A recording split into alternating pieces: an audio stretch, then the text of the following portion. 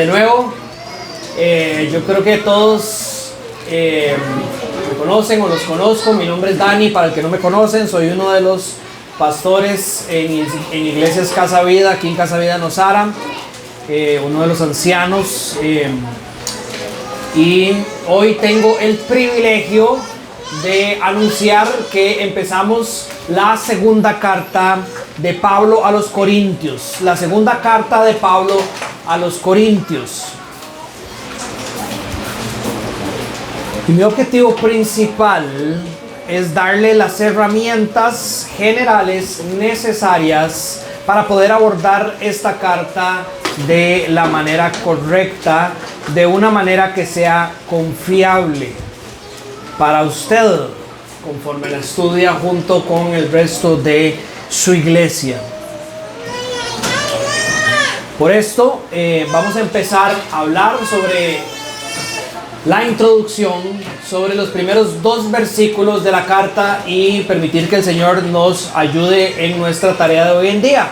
Si usted puede ver aquí en la pizarra o quiere encender o abrir sus Biblias, el texto es 2 Corintios capítulo 1, versículos 1 y versículo 2. Dice: Pablo, apóstol de Cristo Jesús, por la voluntad de Dios, y Timoteo, nuestro hermano, a la iglesia de Dios que está en Corinto y a todos los creyentes en toda la región de Acaya. Que Dios nuestro Padre, el Señor Jesucristo, les conceda gracia y paz. Oremos una vez más.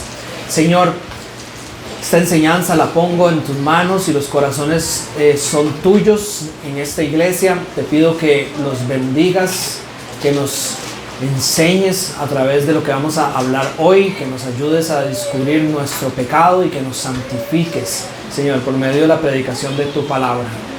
Bendícenos con tu gracia por medio de esta disciplina espiritual congregacional, Señor. En el nombre de Jesús oramos. Amén. El autor de la carta, ¿alguien me podría decir quién es? Está difícil. Pablo. Pablo es el autor de 2 de Corintios.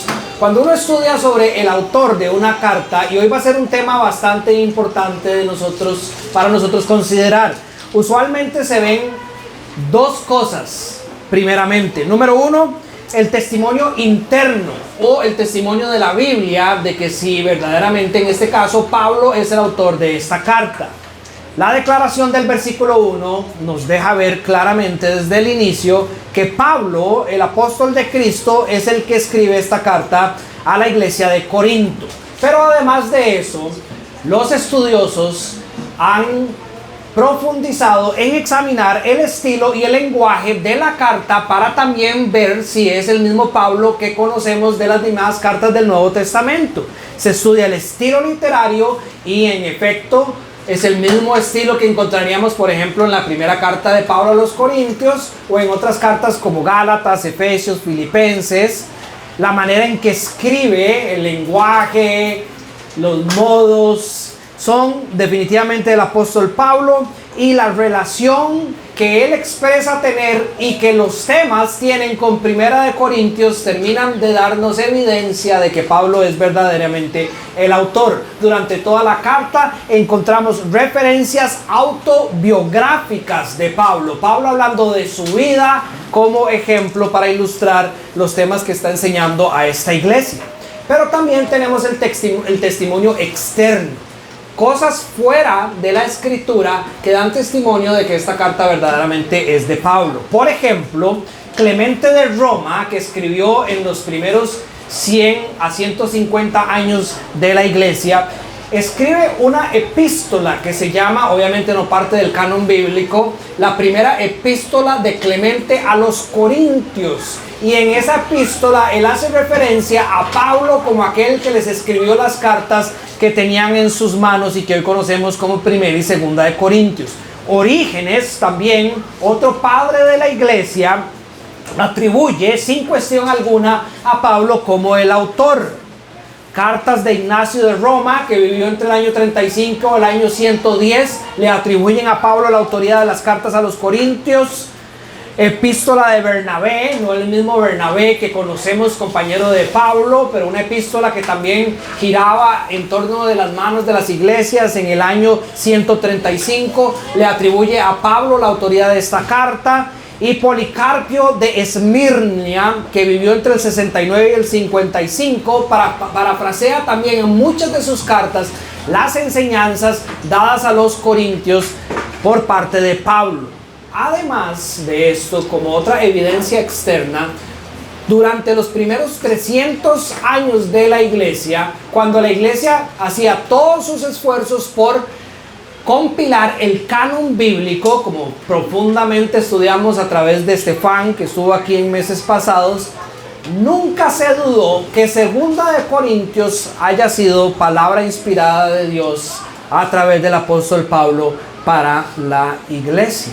Desde los primeros registros, por ejemplo, el canon muratoriano del siglo III se encuentra ya dentro de lo que hoy conocemos nosotros como la Biblia, Segunda de Corintios, Pablo como el autor, palabra inspirada de Dios. Colaborador de Pablo, Timoteo, lo encontramos también en el primer versículo. Pablo conoce a Timoteo en el capítulo 16 del libro de los Hechos y sabemos que la estrecha relación entre ellos fue larga y profunda. Sabemos que Pablo estaba con Timoteo, por ejemplo, en cartas como Efesios, como Filipenses, como Filemón. Creemos que estuvo con él durante su tiempo en Roma, en el primer encarcelamiento. Y también se menciona en otras cartas como Romanos, primera y segunda de Tesalonicenses. Y además es una persona que recibió 2 cartas por parte de Pablo, cartas personales dirigidas a él, Timoteo, compañero de Pablo de ministerio, de sus viajes en misión de plantar iglesias por todo el mundo conocido. Sobre la fecha y la procedencia, nosotros sabemos bastante de la relación entre Pablo y los corintios. Por ejemplo, Hechos nos dice en el capítulo 18, que Pablo planta en su primer viaje misionero la iglesia de Corintios, probablemente en los primeros años de los años 50 después de Cristo. Hay 4, por lo menos, que nosotros sabemos por la Biblia, 4 cartas que Pablo envía a los corintios que tienen peso para entender las enseñanzas tanto de Primera de Corintios como de Segunda de Corintios. Ahora, que estas 4 cartas estén registradas en la Biblia, no que las 4 cartas están en la Biblia, ya que sabemos que solo hay 2, Primera y Segunda, pero que sean mencionadas nos permiten de nuevo profundizar y saber que la relación que había entre ellos era muy intencional. Pablo tenía un proyecto enviado por Dios con los corintios de edificarlos a través de la sana enseñanza de Dios para la edificación y la semejanza de Cristo. Si usted estudia 1 Corintios, por ejemplo, capítulo 5, entre el versículo 9 y el 11, cosa que ya habíamos hecho antes, encuentra la carta A, lo que se conoce en la historia de la iglesia como la carta A de Pablo a los corintios. Ahí se menciona. Obviamente lo encontramos en 1 Corintios, que sería la carta B, el segundo comunicado oficial de Pablo a los corintios. Si usted va a 1 Corintios capítulo 16, encuentra la referencia de Pablo escribiendo 1 Corintios probablemente entre el año 53 y el año 54, cuando usted va relacionando sus visitas con lo registrado en el libro de Hechos y con las cartas que él envió. No sabemos las comunicaciones de Corintio hacia Pablo, si eran no solo a través de visitas, como sabemos a través de 1 Corintios, sino también probablemente a través de cartas. Pablo escribió una tercera carta, que es lo que se conoce como la carta C, la tercera carta de Pablo a los Corintios. Y esta carta en el mundo de la iglesia se le conoce como la carta dolorosa. Estaba sucediendo algo, había un evento. De hecho, la segunda visita de Pablo a los Corintios también se conoce como la visita dolorosa, que hacía que Pablo estuviera pasando por grandes angustias y que los corintios estuvieran pasando grandes angustias con Pablo también. Esto lo encontramos registrado y lo vamos a estudiar a profundidad en el capítulo 2 de Segunda de Corintios. y en el capítulo 7 de Segunda de Corintios. La visita con tristeza también está registrada en la carta, en el capítulo 2, en el capítulo 12, en el capítulo 13, hasta llegar a la cuarta carta, que es Segunda de Corintios, que Pablo probablemente escribe desde Macedonia entre el año 54 y el año 55. Esta carta es entregada por Tito y dos acompañantes, no solo con la finalidad de santificar a los corintios por medio de la corrección y la enseñanza por parte de Pablo, sino de paso a que ellos recopilaran las ayudas que Corintios estaba recaudando para las demás iglesias en el área de Judea. Hechos capítulo 20 registra una tercera visita del apóstol Pablo en vías a Jerusalén, y se cree, ya esto no lo registra el libro de los Hechos, por registros históricos, que probablemente después de su primer encarcelamiento en Roma, que ahí es cuando termina Hechos, Pablo visita Corintios por lo menos una cuarta vez antes de su muerte. Sobre los destinatarios, los versículos también son claros. A la iglesia de Dios que está en Corinto y a todos los creyentes en toda la región de Acaya. Acaya es como decir la provincia. Por ejemplo, en Acaya estaba no solo Corintios, sino la famosa ciudad de Atenas. Ustedes han escuchado de la ciudad de Atenas, probablemente. Ahí Pablo, según el libro de Hechos, de nuevo plantó en esa región varias iglesias. Más, ¿usted me puede traer agua, porfa? No muy fría, o no fría. Se cree que la ciudad de Corintios contaba en ese tiempo con al menos 200,000 habitantes. Ahora, obviamente eso no suena a tantas personas hoy, pero usted tiene que entenderlo en el tiempo en el que Pablo estaba caminando en este mundo. Todos probablemente hayamos escuchado de la ciudad de Atenas, del imperio griego, greco-romano, ¿verdad? Aproximadamente 3 siglos antes de la venida de Cristo al mundo, 4 siglos por ahí. Para que se hagan una idea, Corintio era 8 veces más grande que Atenas. Era un centro comercial, y esto lo habíamos visto en la introducción a la primera carta, importante para el imperio. Rutas desde todas partes del imperio llegaban a Corintio y repartían en diferentes direcciones. Probablemente de aquí que Pablo invirtiera tanto tiempo de su ministerio en esta ciudad. Era también la sede de los Juegos Ístmicos, que es como unas mini olimpiadas, pero en el mundo conocido eran como las segundas olimpiadas. Muy importantes, reunían personas de todo el mundo conocido de nuevo. De aquí que Pablo en muchas de sus cartas utiliza ilustraciones deportivas para hacer ejemplos de enseñanzas bíblicas, de enseñanzas divinas. Con respecto al tema moral, era altamente inmoral. Corintios era lo más inmoral que, hermano, ni se lo imagine. Altamente inmoral. De hecho, se decía o se dice, y está registrado en los registros históricos de los primeros 100, 200 años, que Corinto no era una ciudad para cualquier hombre. Es decir, no era cualquiera el que se podía mandar a vivir a una ciudad con esa inmoralidad. Habíamos hablado, cuando explicamos la introducción de la primera carta, que historiadores o filósofos de temprana edad en esa época usaban la palabra corintianizar para describir la inmoralidad sexual o la fornicación. Por ejemplo, Platón. ¿Ustedes han escuchado de Platón? ¿Quién ha escuchado de Platón? Platón vivió en los años 400, 300 antes de Cristo. Era un filósofo griego, discípulo de Sócrates, maestro de Aristóteles. Platón, en sus escritos,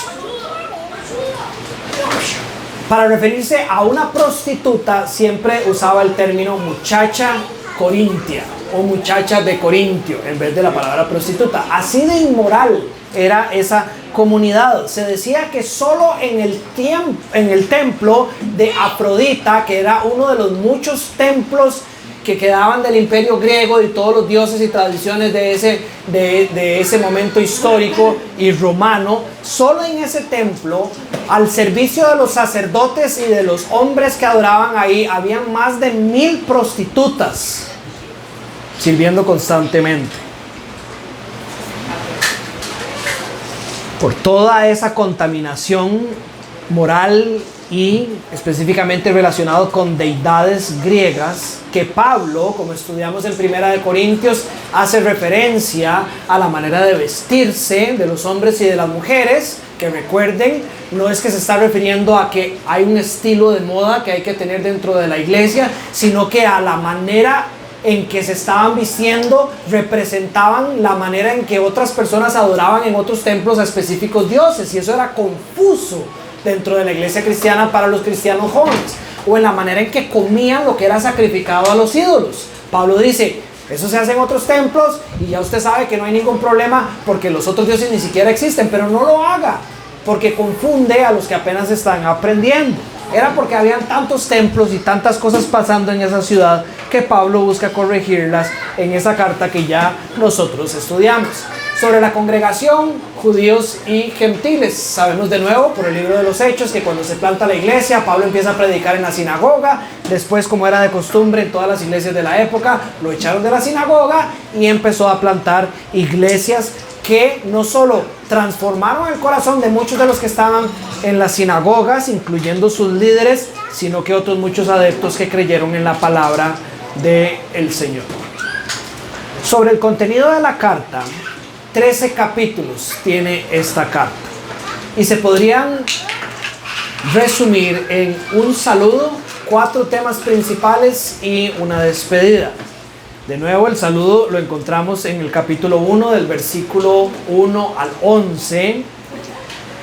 En el capítulo 1 del 12 en adelante y el capítulo 2 encontramos la segunda sección que tiene que ver con la conducta en la vida cristiana o la conducta mientras hacemos ministerio. Y ya había explicado, cerrando Primera de Corintios, que todos nosotros en el fondo estamos llamados a vivir una vida ministerial. Entonces, vivir con una conciencia limpia, hacer ministerio en santidad, sinceridad, verdad, gracia, amor, en obediencia a Cristo, enseñando con su aroma la palabra de Dios, con espíritu perdonador y motivador. La sección 3 tiene que ver con las características de ese ministerio, las características del nuevo pacto, las características de cómo predicar a Cristo, de cómo andar por la fe, de cómo agradar a Cristo, de cómo vivir en circunstancias difíciles, de cómo caminar de nuevo en santidad. La sección 4 tiene que ver con las ofrendas, la prioridad, el propósito, los principios, las promesas. La sección 5 con la confirmación, la autoridad que tenemos y que tenían los que hacían ministerio, las acciones, la actitud del caminar en el ministerio. Y la última sección que tiene que ver con la despedida.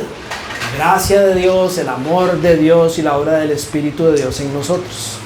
Traté de buscar por diferentes maneras si existía un propósito central de la segunda carta de Pablo a los Corintios y en ningún lado encontré ese único propósito. Lo cual, de nuevo, cuando usted lee la carta lo descubre, parece que Pablo estaba de verdad refiriéndose a grandes chunks, digamos, secciones de la carta que tenían propósitos específicos. Por ejemplo, defensa del apostolado de Pablo, el ministerio de la reconciliación, contrastes entre el antiguo pacto y el nuevo pacto y exhortación a la generosidad. Y en esos 4 propósitos que Pablo quería abordar, usted encuentra el contenido de todos estos capítulos que le acaba de mencionar. Ahora, estamos en el versículo 1 y el versículo 2. Entonces, obviamente, mi interés no es sacarle tanto a esos versículos como para llenar el tiempo que tenemos enfrente de nosotros, pero quiero que hoy meditemos a través de esos 2 versículos en las cosas que no se dicen ahí. Lo que Pablo está comunicando con las palabras que está escogiendo en esas pocas frases, en esos 2 versículos que tenemos enfrente de nosotros, y cómo, y aquí es donde más quiero profundizar hoy mientras llegamos a la aplicación de la enseñanza, cómo nosotros lidiamos con estos versículos y por qué. De nuevo, mi intención es que lo que estudiemos hoy nos ayude a alinear nuestro corazón a lo que viene en la carta. Yo creo que con algunas de las cosas que voy a exponer hoy nos vamos a dar cuenta de ciertas deficiencias que cargamos, que hace que esto que Pablo empieza a declarar hoy pierda poder para nuestra vida y se vuelva simplemente en algo que puede acompañarnos mientras yo hago la vida que yo quiero hacer. Entonces, con esto en mente, pongamos atención al saludo de Pablo. Este saludo es clave y es profundo. La estructura es básica. Él establece primero su autoridad, apóstol de Cristo Jesús, por la voluntad de Dios. Él establece por qué es que nosotros tenemos que recibir esto que él va a escribir. Nosotros somos la iglesia de Dios. Si usted es un cristiano, usted ha sido comprado. Ya no vivimos nosotros, sino que vive Cristo en mí, por medio de la sangre de nuestro Señor, para ser su pueblo, su iglesia.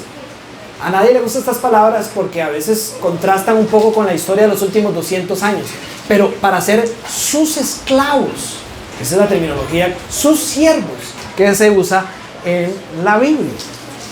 ¿Con qué propósito?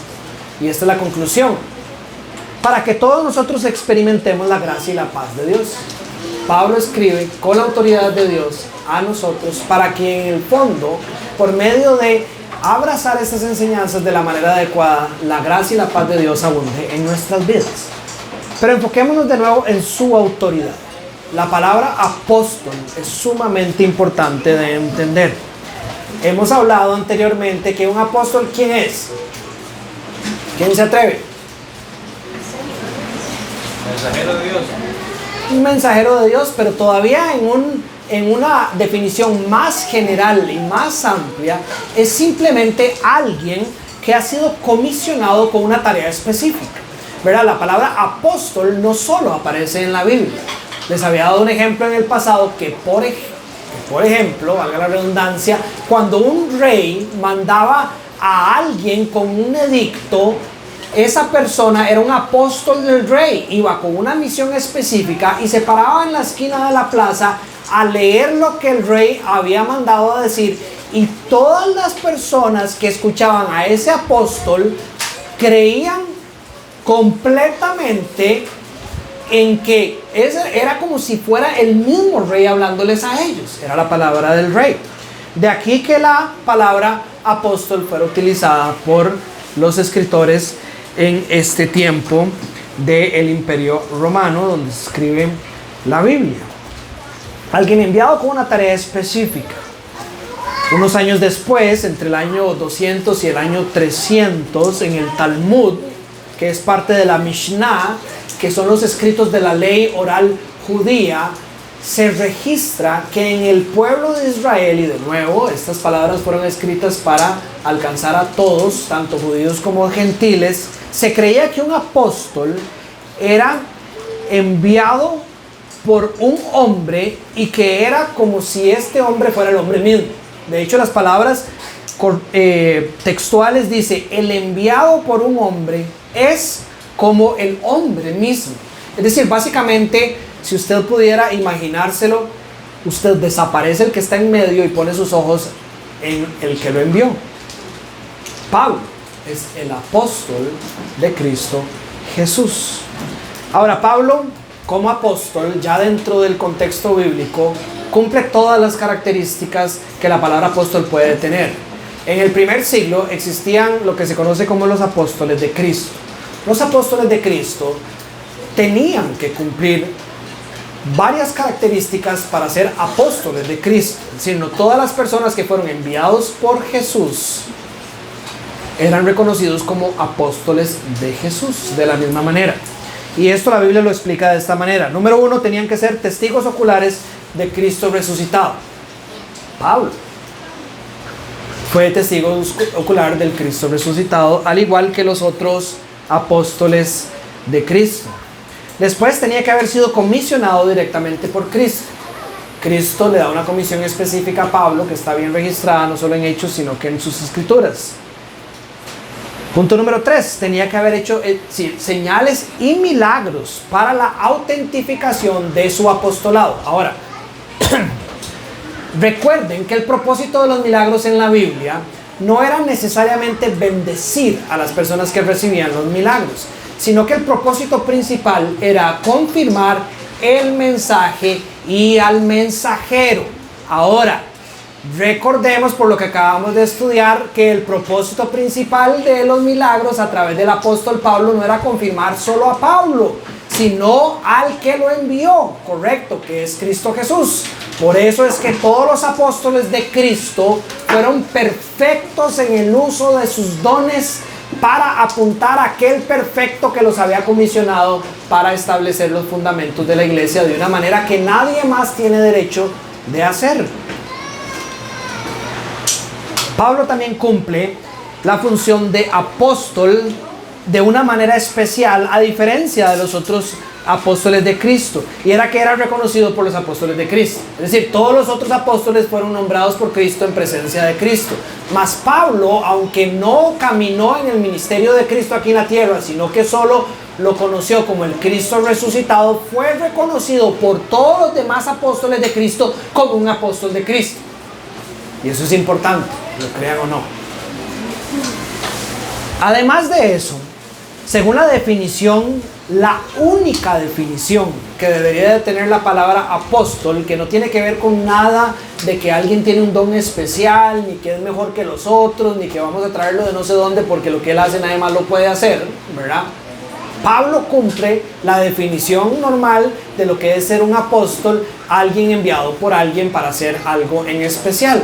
Si usted estudia la vida de Pablo, no solo como apóstol de Cristo, sino le pone atención a cómo él fue enviado en su ministerio apostólico, desde Antioquía, los ancianos ponen las manos sobre él y Bernabé para que ellos vayan a hacer esto que sentían en su corazón que venía de Cristo Jesús. Entonces fueron enviados por una iglesia. Pablo no fue ningún loco que en ningún momento dijo: yo recibí una revelación especial de Dios y voy a hacer lo que Dios me mandó a hacer en contra de la voluntad de la iglesia, como pasa mucho con estos apóstoles de estos tiempos, que terminan tergiversando y torciendo las enseñanzas bíblicas por una revelación privada y especial que solo ellos pueden tener. Lo que Cristo había puesto en el corazón de Pablo fue confirmado también por la iglesia de Antioquía, y ellos imponen las manos sobre Bernabé y Pablo para que ellos vayan a cumplir el ministerio que Cristo los estaba llamando a hacer. Fueron enviados con la tarea específica de cumplir ese llamado, plantar iglesias a través de sus viajes misioneros.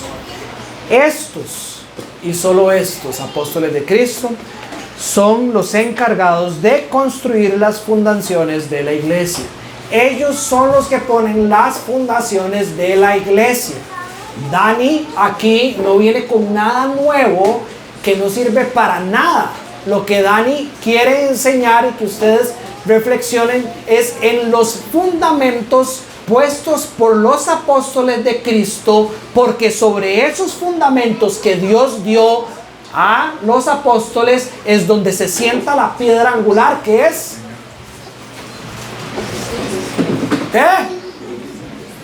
Cristo. Y eso asegura que la casa no esté construida sobre la arena, sino sobre la roca. Pero nadie puede venir, y que nadie los engañe, diciendo que es que ellos tienen una relación diferente con Jesús a la que la Biblia dice que hay que tener. Porque solo por medio de la Biblia uno puede conocer quién Jesús es y la manera de relacionarse con Él. No hay cristiano con una relación privada con Dios y personal. Eso no existe, eso no es bíblico, eso es una mentira. Porque lo que define mi relación, primero, quién Jesús es, quién Dios es, y mi relación con Él es el fundamento dado por Dios a los apóstoles que está en la palabra de Dios. Ahora, este tema es bastante importante, no solo para la situación que está pasando en Corintios, donde Pablo estaba siendo cuestionado, sino también, como veremos más adelante, para nuestras vidas, que constantemente cuestionan la autoridad de Pablo. Escribí este principio mientras estaba meditando en lo que quería enseñar hoy. La veracidad de lo que nosotros decimos y de lo que nosotros hacemos está directamente sustentada, alimentada o sostenida por la similitud con la que representamos o nos parecemos a aquel que nos ha enviado. Va de nuevo. La veracidad o qué tan real es lo que nosotros decimos o hacemos está directamente sustentado o sostenido por la similitud, por la manera en que nos parecemos a aquel que nosotros decimos que nos envió. Un ejemplo, si somos verdaderamente cristianos, nuestros testimonios de vida deberían de reflejar a Dios. ¿Correcto?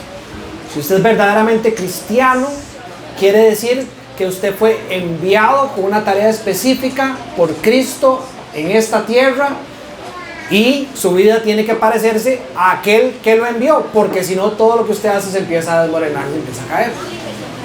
Si nuestras vidas no reflejan a Dios, tarde o temprano las personas van a dejar de creer que somos cristianos. Ahora, obviamente este principio que yo escribí no se lo sacó Dani de la manga.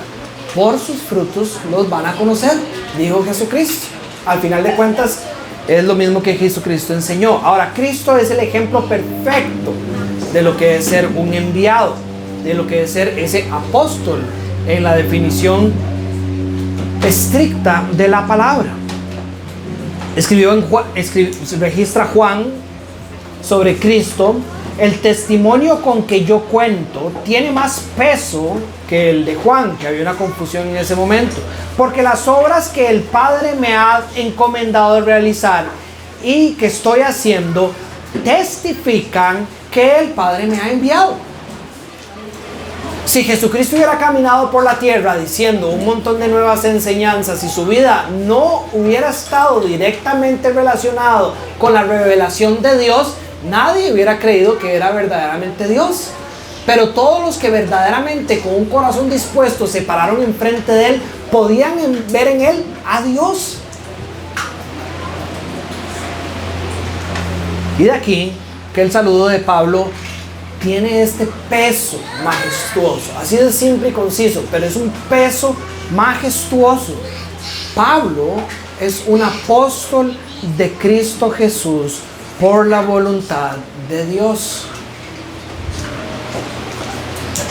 Todo lo que nosotros vamos a estudiar a través de esta carta es la palabra de Dios para nosotros.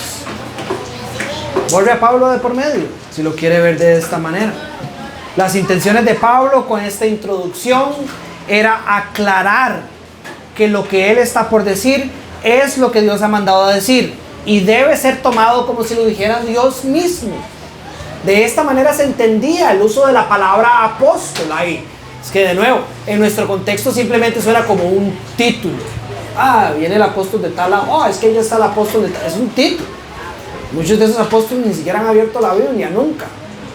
En este caso tenía esa definición original, profunda, que nos dice: hey, Corintios, hey, Casa Vida, todo lo que ustedes van a leer, todo lo que ustedes van a escuchar de mí, es Dios hablándole a ustedes. No debería de tener duda, no debería de vacilar con respecto a esto. Y conforme vemos en las Escrituras y vamos a ver a través del testimonio y la autobiografía que Pablo también hace en esta carta, su vida sería la prueba de que él verdaderamente refleja a quien lo envió.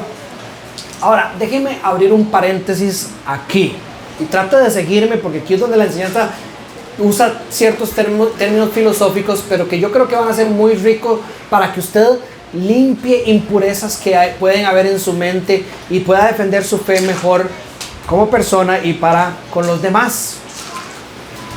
Si usted dice ser cristiano, es solo por una cosa: la palabra de Dios ha sido entregada a los hombres para la salvación y santificación de sus almas. Si usted no puede ser cristiano verdaderamente, si usted no ha realizado que verdaderamente lo que usted ha escuchado es palabra de Dios para salvación y en su caminar para santificación. Y la Biblia así lo afirma por todo lado. No solo de la Biblia en general, sino la Biblia de las palabras de Pablo también. Entonces todo el mundo se debería de saber ya 2 de Timoteo capítulo 3, 16 y 17. Ajá. Toda la escritura es inspirada por Dios y útil para enseñar. Toda la escritura es inspirada por Dios. Toda. Para reprender, para corregir y para instruir en la justicia, a fin de que el siervo de Dios esté enteramente capacitado para toda buena obra. Entonces, si toda la escritura es palabra de Dios, toda la escritura es verdad. Toda la escritura es buena. Y toda la escritura además es suficiente para vivir la vida cristiana como Dios nos manda. ¿Correcto? En 2 de Pedro, Pedro mismo habla de las palabras de Pablo en el capítulo 3 como palabra de Dios. De hecho, la palabra de toda la escritura y la que usa Pedro para describir los escritos de Pablo es exactamente la misma palabra en los dos versículos. Grafé, que se entiende como esa palabra revelada de Dios según el griego. Ahora, aquí es donde la chancha tuerce el rabo un toque, pongan atención. Usted podría, o alguien podría acercarse a donde usted y decir: de ahí, Dani, pero es que de eso al final de cuentas es un argumento circular. Y quiero que usted entienda esto, porque el enemigo podría usar esto para socavar un poco las fundaciones de su fe. Usted lo que está diciéndome, Dani, es un argumento circular. Un argumento circular sucede cuando la conclusión que se intenta demostrar ya está asumida como verdadera en una de las premisas. Trate de seguirme aquí. El argumento circular tiene una estructura básica. La premisa número 1, X es verdadero. La premisa número 2, porque X es verdadero, llegamos a la conclusión. Por lo tanto, X es verdadero. Ahora déjeme darle ejemplos. La Biblia es la palabra de Dios porque lo dice en la Biblia. Y lo que dice la Biblia es cierto porque es la palabra de Dios. Así funciona un argumento circular, ¿verdad? Está todo sostenido en la misma frase, ¿correcto? Que por yo decir que tenemos que escuchar la palabra de Pablo como la palabra de Dios, porque uso 2 Timoteo 3:16, usted me diría, está usando un argumento circular. Y las personas dirían que esto no vale, porque usted se está fundamentando en ese tipo de argumentos para demostrar su punto. Pero lo primero que quiero aclarar es que todo el mundo utiliza inconscientemente el argumento circular para vivir con fe. No estoy hablando de fe bíblica, sino para fe, para depositar su fe en las diferentes cosas. Todos usamos el argumento circular. Déjeme darle ejemplos seculares. Número 1. Mi papá siempre dice la verdad porque es un hombre honesto. Y sé que es un hombre honesto porque siempre dice la verdad. El actor es el mejor de todos los actores porque todos lo consideran el mejor. Puede ver cómo nos basamos en la opinión general para la idea inicial de lo que creemos después. Es decir, hay un argumento circular en la frase. O esta, que es muy de nuestros tiempos. Toyota es la mejor marca porque hace los mejores carros. Y los mejores carros son los Toyota porque Toyota los hace. Un argumento circular. O esta, que puede salir en muchos anuncios de empresas. Confía en nosotros porque somos una empresa confiable. Eso es un argumento circular. Están en todo lado. O este otro. El ser exitoso en una empresa define a un buen empresario. El ser exitoso en una empresa define lo que es un buen empresario. Y yo sé que él es un buen empresario porque él es exitoso en su empresa. Ese es un argumento circular. Pero note una cosa. El problema del argumento circular es cuando las personas dejan de compartir la premisa número 1. Cuando la premisa número 1 se empieza a derrumbar, ya todo el argumento pierde fuerza y ahí se acaba la idea. Un buen empresario, podríamos decir hoy, cuando se pone a meditar en lo que yo le acabo de decir, el ser exitoso en una empresa, eso es lo que le dije, el ser exitoso en una empresa define a un buen empresario. Yo sé que él es un buen empresario porque es exitoso en una empresa. Y usted se puede poner a pensar y decir, bueno, Un buen empresario no lo define el éxito de la empresa o el éxito económico.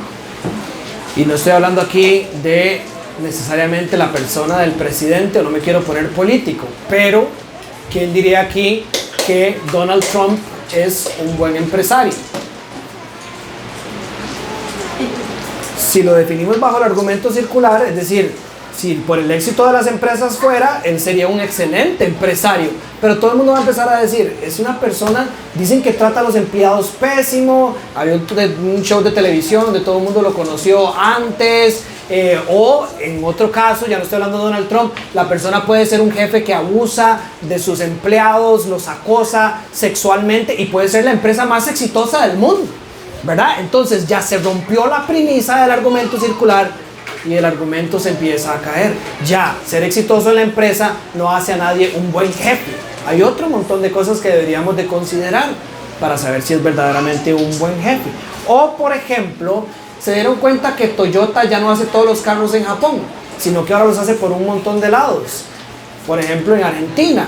Entonces, cuando Toyota empezó a hacer el Hilux en Argentina, en los años, finales de los años 90, por ahí, si no me equivoco, las personas empezaron a dudar de qué tan bueno era el Toyota. Y entonces empieza a caerse un poco el argumento circular.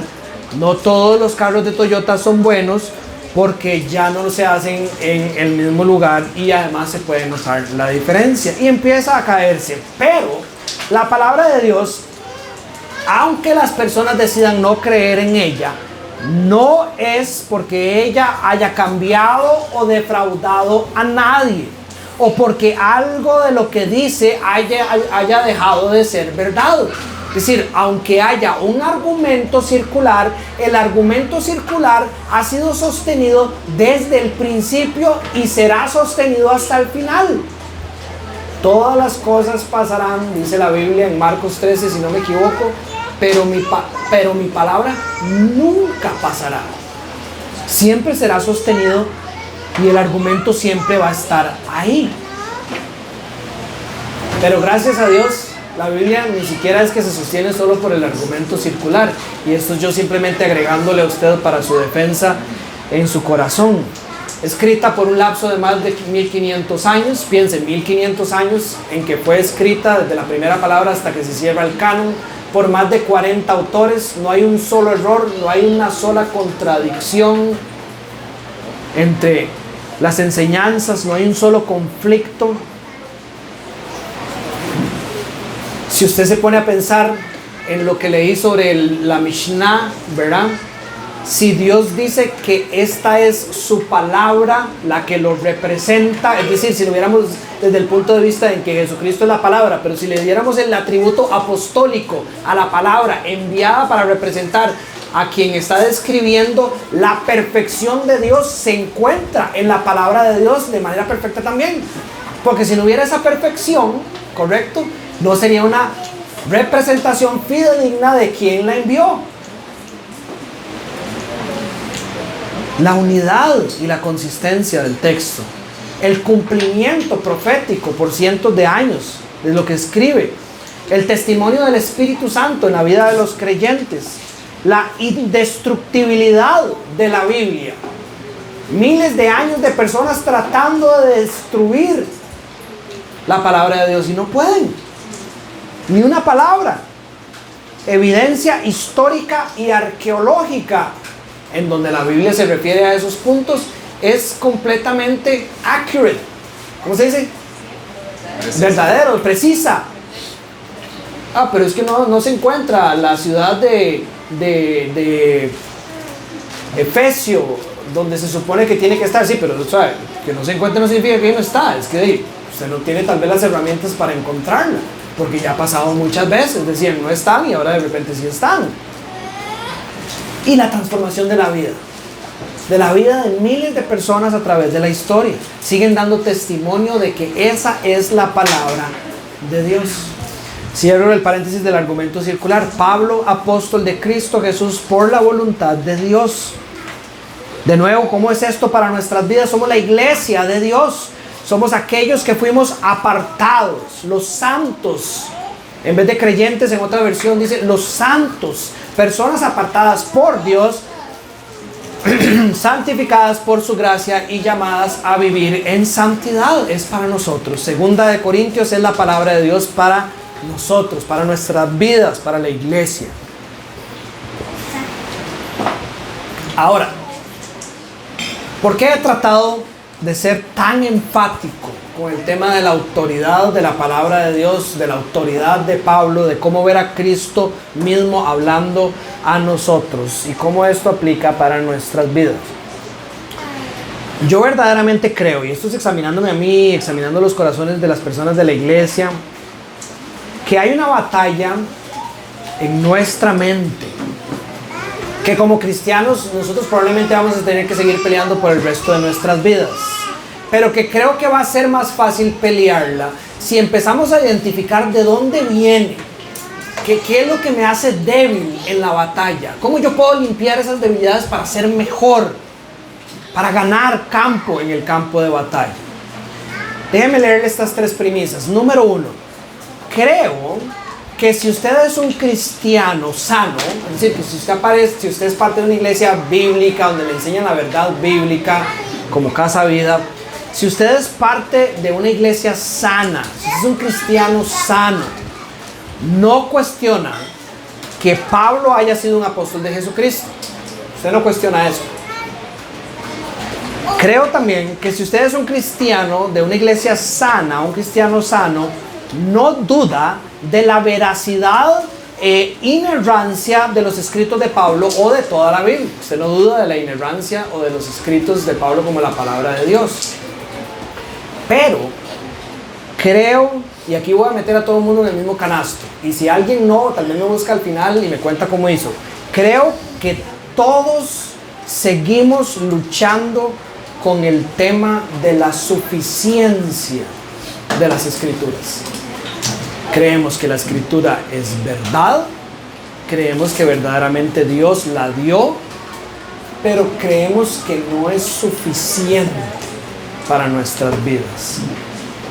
Déjeme darle un solo ejemplo y cada uno va a tener que evaluar su vida. En 1 Corintios nosotros recientemente estudiamos sobre cómo nosotros deberíamos de luchar por la unidad de la iglesia, cómo nosotros deberíamos de tratarnos los unos a los otros para la resolución de conflictos según lo que Dios manda, cómo nosotros deberíamos de lidiar con la pureza sexual o con la inmoralidad sexual, cómo nosotros somos advertidos en contra del orgullo, de la idolatría, del egoísmo, del amor al dinero, de la manera en manejar nuestros dineros, de cómo la Biblia nos llama a amar a nuestros hermanos. Y nadie duda de que todo lo que estudiamos en 1 Corintios sea la verdad de Dios. Pero ¿cuántos lo aplicamos de la manera en que Dios dice? ¿Cuántos lo aplicamos de la manera en que Dios dice? Y el punto es el siguiente, de nuevo. Creemos que lo que estamos aprendiendo de Dios no es suficiente. No es suficiente. Que si yo le agrego lo que yo creo que le debo agregar, las cosas van a funcionar mejor. O que si yo dejo de lado esta enseñanza porque tengo una estrategia mejor de lidiar con estas dificultades, así la cosa sí va a dar resultado. Mi entendimiento de las cosas, mi razonamiento de las cosas, mi experiencia, como yo vivo estas situaciones, viene a complementar o a mejorar la instrucción divina. Eso suena como tan loco, ¿verdad? Como que verdaderamente creer quién Dios es y decirle: Dios, el que todo lo sabe, déjeme decirle que yo, que no sé nada, voy a enseñarle a usted cómo lo que yo sé mejora lo que usted ya me enseñó. Yo creo lo que usted me está diciendo, es completamente verdad, de fijo es verdad porque usted es Dios, pero también creo en lo que yo sé para mejorar lo que usted me está diciendo. La Biblia es verdad, pero no es suficiente. Yo la puedo mejorar.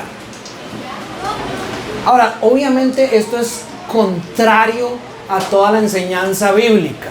Proverbios 3, lo estudiamos hace un par de semanas, dice: Confía en el Señor de todo corazón y no en tu propia inteligencia.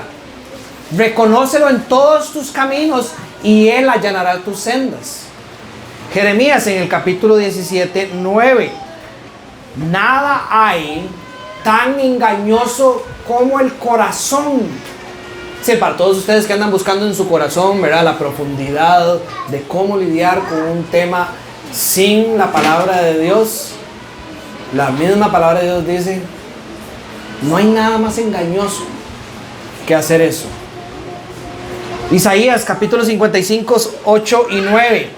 Dice Dios, mis pensamientos no son como los de ustedes, ni sus caminos son como los míos. Mis caminos y mis pensamientos son más altos que los de ustedes, más altos que los cielos sobre la tierra.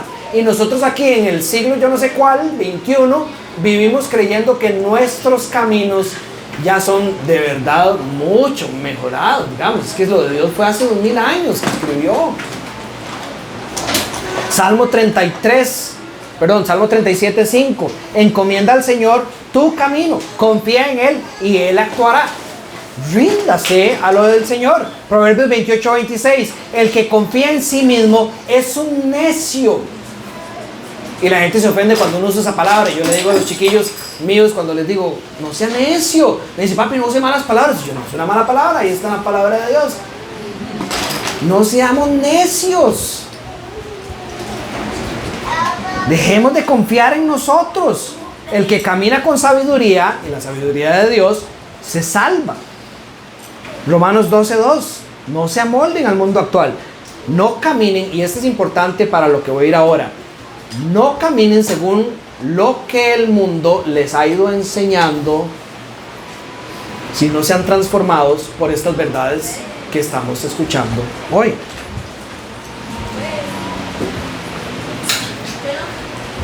Vean la relación entre ese versículo y a lo que voy. Quiero que nosotros examinemos por qué puede ser que esta batalla de la suficiencia de las escrituras en mi vida es tan difícil. ¿Por qué es que yo pienso así? Muchas veces nosotros cuando pensamos en nuestro enemigo, en Satanás, ¿verdad?, nos imaginamos que el día está soleado, que todo está perfecto y que, voy a usar este ejemplo porque todos lo conocen, pero no quiero sonar burlista, obviamente, porque es algo muy serio. Y que un día de repente vamos encaminando por la calle y de un árbol nos va a salir una serpiente que nos va a empezar a hablar cosas que son contrarias a Dios. A veces creemos que el diablo opera así, como que el día está perfecto, como les dije el último día del año, bueno, una de esas fechas. No es como que cuando nosotros nos vamos de vacaciones el diablo se va de vacaciones, ¿verdad? Si nos imaginamos que la maldad funciona así en el mundo, como que yo estoy bien, estoy con el Señor y ahí está Satanás, ¿sabe? Ya me fui, ahora aquí no está, ¿verdad? A veces vivimos de esa manera. La Biblia nos dice que es completamente diferente, que el diablo constantemente anda como león rugiente buscando devorar a los cristianos. En 1 de Pedro capítulo 5, en Efesios 6, los chicos estudiaron hoy en Sunday School en inglés, nos hablan de la armadura de Dios, que es lo que le puede hacer frente a las antimañas del diablo. Y Pablo no dice en ningún lado en Efesios que tengan la armadura en un closet listo para ponérsela cuando el diablo les aparezca a la vuelta de la esquina.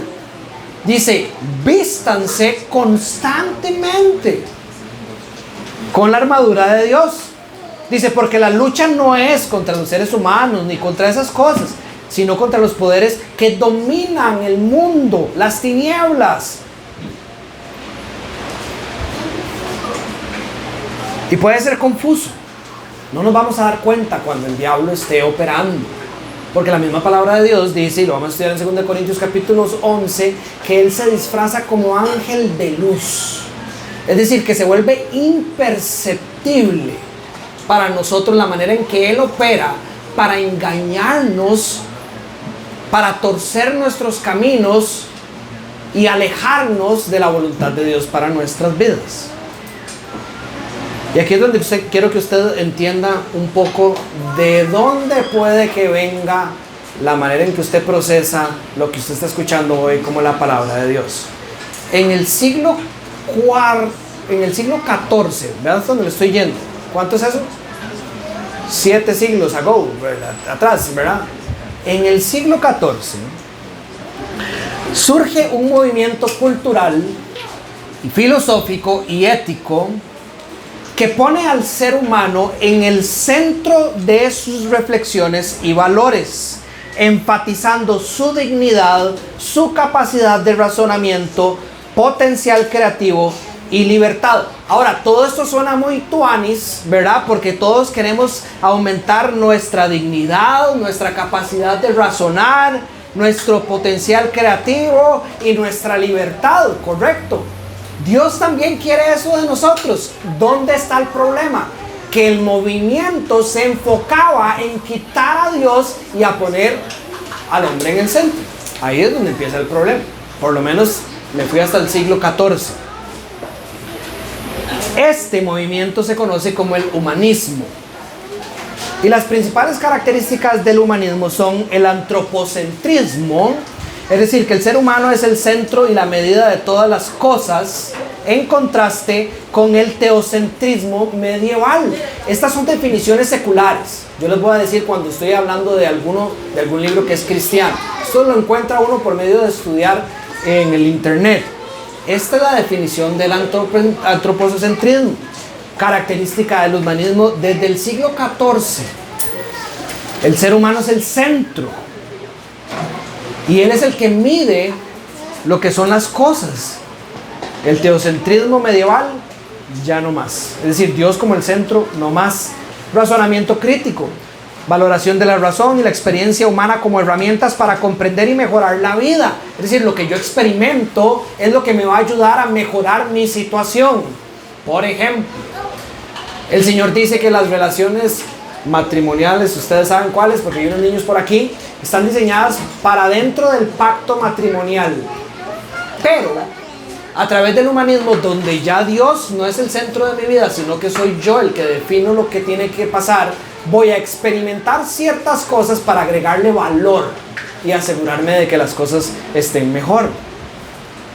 La ética secular es otra característica. Énfasis en valores y virtudes humanas más allá de los dogmas religiosos. Eso es el siglo XIV. Resulta que todo no es que uno se acaba en realidad, sino que todos van construyendo sobre el otro. En el siglo XVII, en Europa, inicia un movimiento cultural que se conoce como la Ilustración. Si usted estudia arte, arquitectura, literatura, en todo lado usted se va a encontrar la Ilustración, también conocido como el siglo de las luces. Este movimiento promueve más que el humanismo todavía el uso de la razón como la herramienta principal para entender el mundo y resolver los problemas humanos, dejando de lado las explicaciones basadas en la tradición y la religión. De nuevo, no es que Dios no nos haya invitado a razonar. Él nos dio la capacidad de razonar, nos dio su palabra para que razonáramos sobre ellos y viviéramos nuestra vida. El problema está en que el enemigo empezó a crear hace cientos de años estructuras sociales que permearon en todo el planeta, donde todo el mundo como masas quitaron a Dios del lugar en el que tenía que estar y pusieron al hombre. Características de la Ilustración: de nuevo, razonamiento crítico, el poder de la razón para cuestionar, analizar y mejorar la sociedad, el progreso, optimismo en que el conocimiento y la educación puede llevar a un desarrollo social, político y científico, ciencia y empirismo, valoración del método científico y la observación como medios para entender y dominar la naturaleza, secularismo, separación de la religión con asuntos del Estado, educativos y científicos. De nuevo, hay un montón de cosas que suenan bien, pero paralelo a eso hay toda una agenda de empujar a Dios más y más afuera, que obviamente se ha hecho muy tangible en nuestros días. Y ahí la cosa sigue para abajo. Siglo XVII y al siglo XIX encontramos el romanticismo, la reacción contra el racionalismo extremo de la Ilustración y enfatiza la emoción, la naturaleza, el individualismo y lo sublime. Si usted estudia la historia de la iglesia, se da cuenta que en el romanticismo es donde la palabra de Dios se empieza a dejar de lado. Y la manera en que se empieza a experimentar el cristianismo es por medio de las emociones, por lo que se siente rico, por lo que me hace feliz y llorar y caerme de espaldas. Las cosas que me emocionan es lo que más quiero buscar. Entonces ahora me gustan las iglesias que, aunque no hablen la palabra de Dios, me hacen llorar y me hacen brincar y me hacen bailar. No sé nada de Dios, pero me siento muy bien. Y todo eso arranca desde el romanticismo. De nuevo, no es que el otro desaparece, pero van construyendo uno sobre la otra. Ya razonar en la palabra de Dios, la palabra que nosotros utilizaríamos sería meditar, es decir, agarrar unos versículos y profundizar en el significado de ellos. El romanticismo dice, no, ¿qué es lo que usted siente? Déjese ir en sus sentimientos. El realismo y el positivismo, siglo XIX, defendían que el conocimiento debía basarse en hechos observables y medibles. De nuevo, lo empírico, lo que yo practico es lo que define el conocimiento. Después entra, obviamente, esto lo conocemos hasta el día de hoy, el liberalismo, que impacta demasiado la corriente del cristiano en el siglo XIX. La libertad individual y la limitación de los poderes estatales, quitando los poderes que Dios ha instaurado, las estructuras sociales que Dios dio para fomentar el individualismo, la interpretación personal de lo que usted siente y experimenta cuando se encuentra con Dios. Y después llegamos a otro que ya nos impacta a nosotros de manera muy fuerte, que es el modernismo y el posmodernismo. El modernismo del siglo XX hasta el día de hoy hay bastante. De hecho, después del posmodernismo hay como 4 o 5 movimientos más que no están definidos, que están paralelos, no se sabe en cuál estamos ahora, pero muchos están después del posmodernismo devolviendo a la parte de la razón del modernismo. Pero bueno, el modernismo basado en la confianza en la razón, el progreso científico y la capacidad del ser humano para mejorar la sociedad a través de la lógica y la tecnología. Busca verdades universales y objetivas. Y así se va uno por el siglo XX hasta que los posmodernistas dicen, no, eso es demasiado cansado. Vamos a cambiar ahora a algo diferente. Y el posmodernismo surge como una crítica al modernismo, cuestionando la idea del progreso, las verdades universales y el énfasis en la racionalidad, proponiendo un cambio de la pluralidad a la subjetividad y a la fragmentación. Ahora, obviamente no le estoy dando una clase de filosofía, quiero que usted relacione lo que yo le estoy diciendo con la manera en que usted tiene que entender la Biblia hoy. Ya no hay verdades universales en el posmodernismo. Entonces, ¿dónde queda la verdad de Dios?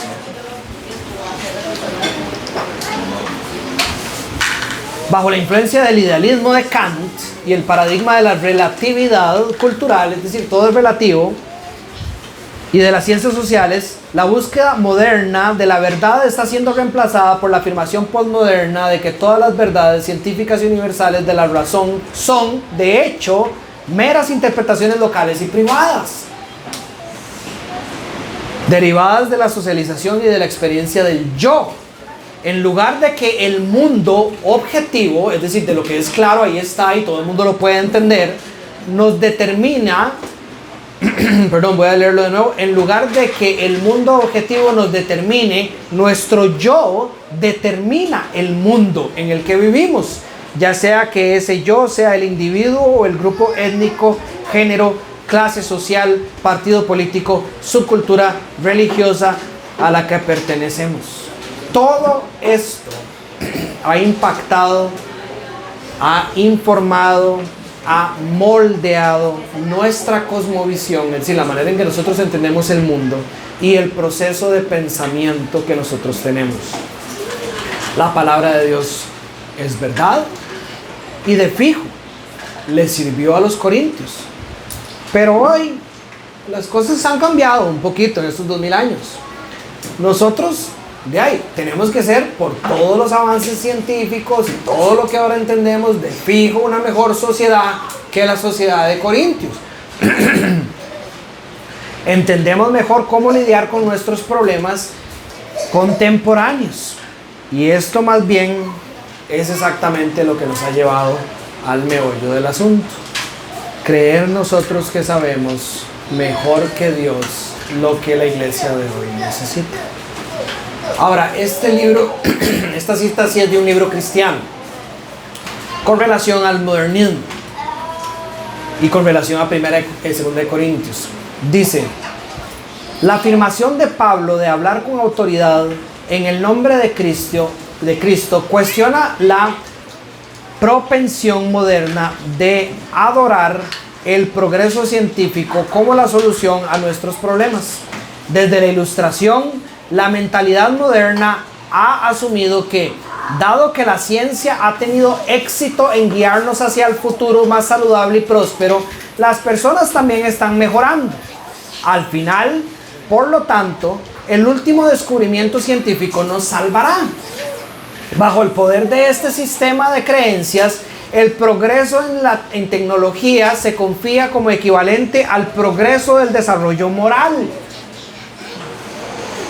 De verdad creemos que como estamos mejorando en muchas cosas tecnológicas, definitivamente tenemos que ser una mejor sociedad que la de antes. Se supone que en un mayor control sobre nuestro entorno, medicinas más eficaces, un entendimiento científico en constante expansión y asombros nuevos en inventos deben ser el resultado de personas superiores que piensan pensamientos más elevados. Un mundo lleno de computadoras personales y teléfonos celulares debe de estar mejorando. Irónicamente, al mismo tiempo, el mundo moderno a menudo cree en el progreso negativo. Si lo bueno está mejorando, lo malo también está empeorando. Así como se considera que nuestro potencial para el bien es mayor que nunca antes, también nuestro potencial para el mal no tiene comparación con nada que los antiguos pudieran imaginar y por ende entender. Tenemos tanto la promesa de la medicina nuclear como el peligro de la guerra nuclear. Por lo tanto, dado que el objetivo de la vida se percibe simplemente como la supervivencia para el futuro y el placer en el presente, los riesgos parecen mucho mayores ahora y las elecciones morales más dramáticas que nunca. Los buenos viejos tiempos son pintorescos y nos llenan de nostalgia, pero al final son irrelevantes.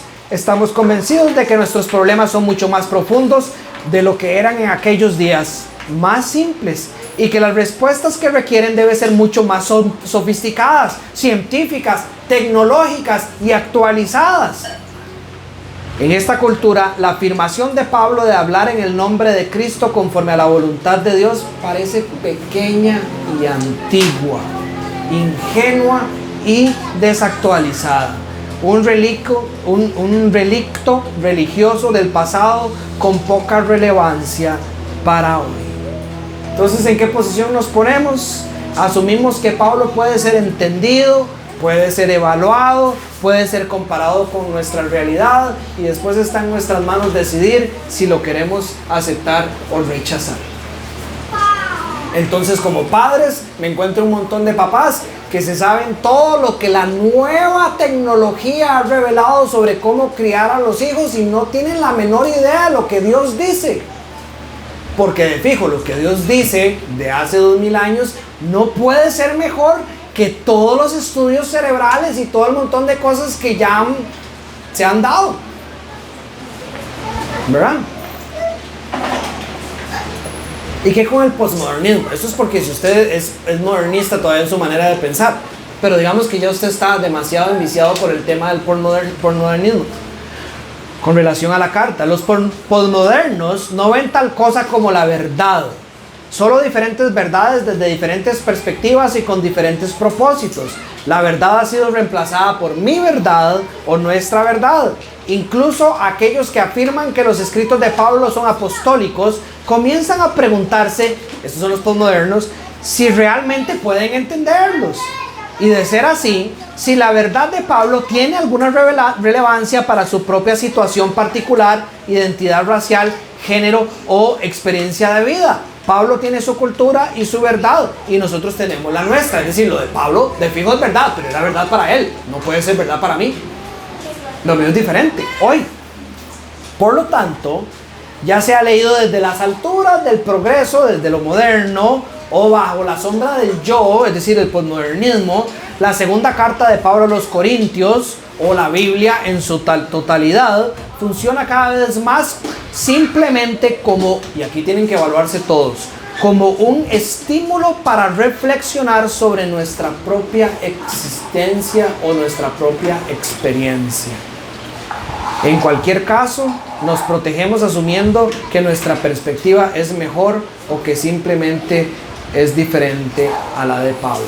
Cuando usted abre su Biblia en las mañanas, usted la abre pensando, voy a ver qué tiene Dios para mejorar mi experiencia hoy, o de rodillas sometido a obedecer lo que sea que Dios le dice. Cuando Dios le dice, honra a tu padre, a tu madre, honra tu relación de noviazgos, honra tu relación de esposo, honra tu relación de hijos, honra a la iglesia con tu tiempo, con tu dinero. Cuando Dios dice todas las cosas, usted dice, voy a ver cómo esto calza en mi entendimiento de lo que es la vida, o me voy a someter verdaderamente a lo que Dios dice.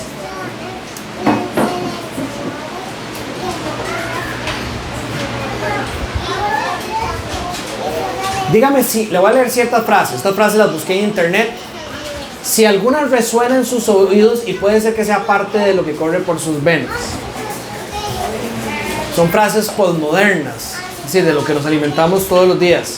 Sobre la verdad, por ejemplo, sobre la verdad. Tu verdad no es la misma que mi verdad. La verdad depende de cómo la mires. No existe una verdad absoluta, solo interpretaciones. Lo que es verdad para ti no necesariamente es verdad para mí. Lastimosamente uno escucha esto dentro de la iglesia, ¿verdad? Sobre la identidad o sobre la subjetividad. Yo soy libre de definir quién soy y en lo que yo creo, o lo que yo hago con quien yo soy. Eso está por todo lado, ¿verdad? Con el tema de la ideología de género, con el tema del aborto, ¿verdad? Dentro de la iglesia los cristianos terminan definiendo quiénes son, quiénes creen, por qué sí, por qué no. Porque somos libres. Cada persona tiene derecho a definir su propia realidad. Nadie tiene el derecho de cuestionar cómo yo me identifico. Las experiencias personales son más importantes que cualquier otro dato o cualquier hecho. Sobre la religión y la espiritualidad, Dios significa algo diferente para cada persona. Todas las religiones son válidas porque conducen a la misma verdad. No necesito una iglesia. Mi espiritualidad es personal, dicen los posmodernistas, contrario a las escrituras. La Biblia es solo un libro más entre otro montón de textos sagrados sobre el progreso y el cambio. El pasado es irrelevante, lo único que importa es el ahora. Eso suena lindísimo, ¿verdad? Aparecen los trillos dentro de la montaña y todo. El pasado es irrelevante y ahora lo que importa es el ahora. ¿Quién vive así? ¿Verdad? Es decir, ¿quién fue a caminar en ese trillo y no le importa lo que se desayunó cuando va por la mitad? Sí. No existe una sola forma correcta de hacer las cosas, pero la tradición es opresiva. Debemos crear nuestras propias reglas sobre la moralidad y la ética. Lo correcto e incorrecto depende de la situación. Esa es de Instagram, ¿verdad? Esa suena demasiado profunda, ¿eh? Lo correcto o lo incorrecto depende de la situación. Si usted está tomando café con alguien y dice esa frase, todo el mundo va a decir, más se leyó un libro hoy en la mañana. No hay normas universales. Cada cultura decide lo que es moral. Suena tan respetable, ¿verdad? Tan honorífico. No hay normas universales. Dejen que cada cultura defina lo que es moralmente correcto. Ok, está bien, aquí en Casa Vida estemos tranquilos con cómo denigran a la mujer en ciertos países del occidente, porque para ellos es moralmente correcto que la respeten, que abusen de ellas desde que tienen 12 años. Todo bien, si así son los indígenas, así siempre han sido, no les enseñamos nada diferente. Dejemos que ellos definan su moral. No tienen derecho a imponer su moralidad sobre los demás, dicen. Y esto es increíble, esto siempre sale. Haz lo que te haga feliz mientras no lastimes a los otros. Eso suena lindísimo. Haz lo que te haga feliz mientras no lastimes a los otros. Las afirmaciones de Pablo, y con esto concluyo, vienen a retarnos en estos temas. Las afirmaciones de Pablo vienen a cuestionar nuestra dependencia del progreso científico moderno como nuestro descanso para la solución de los problemas y dependencia por un futuro mejor. Las afirmaciones de Pablo cuestionan el yo como la fuente de la verdad. Pablo, siendo judío, esperaba que los gentiles abrazaran sus palabras como verdad autoritativa de Dios para la verdadera vida cristiana. Y Dios, al dejarnos su palabra, esperaba exactamente lo mismo de nosotros. Que la honráramos, que honráramos su autoridad, que honráramos su suficiencia para caminar nuestra vida cristiana. Al estudiar esta carta, estamos estudiando la palabra de Dios. Y al estudiar la palabra de Dios, estamos obligados como cristianos a someternos a su verdad y relevancia para nuestras vidas. Como les dije al principio, el deseo de Pablo no es más que un deseo bueno para nuestras vidas. Que nuestra vida esté inundada de la gracia y de la paz del Señor mientras nos sometemos a su instrucción. Si usted no vive sometido a la instrucción de Dios, no se extrañe porque no experimenta la gracia y la paz de Dios. Anímese a que por medio de someterse a estas verdades, usted permita que el Señor derrame su gracia y su paz en nuestras vidas. Y espero que por lo que les compartí hoy, usted tome su tiempo y revise qué tanto de esto que yo les expliqué corre por sus venas para que fácilmente pueda identificar el origen de su batalla, del por qué usted no se somete, del por qué usted no cree en la suficiencia de la palabra de Dios para sus vidas y del por qué su vida cristiana tal vez puede ser que no cambie. Bien, ¿alguien tiene, paremos el video, alguien tiene alguna pregunta o algo que quiera agregar?